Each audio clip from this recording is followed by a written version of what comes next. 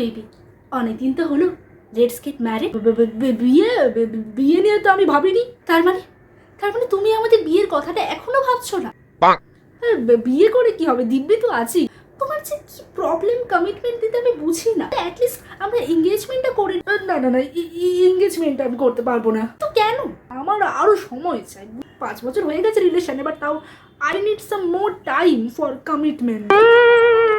Thank you so much. আমাদের কি best কাপল award কি দেওয়ার জন্য।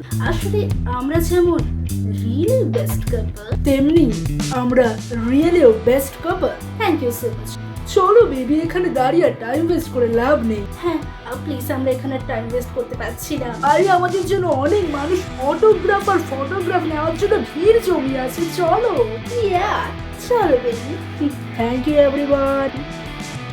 বাড়ি থেকে মানছে না বেবি। তাহলে আর কি করা যাবে? বাড়ি থেকে যখন মানছে না, তখন তো আমাদের দুজনের পথ আলাদা হওয়াই উচিত। না না, আমি তোমাকে হচ্ছে ছেড়ে থাকতে পারবো না। তার মানে এটাই তো বুঝতে পারছি না, বাড়িতেও মানছে না, এদিকে আমি যে তোমাকেও ছাড়তে পারবো না। না বাড়ির লোকের মন খারাপ করাতে পারবো, আর না তোমার।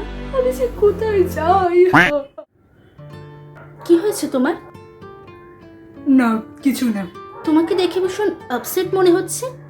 ওই একটু কাজের চাপ বেড়ে গেছে আর কি। তা কাজের চাপ তো সবারই থাকে, ও কোনো ব্যাপার না, আমি আছি তো।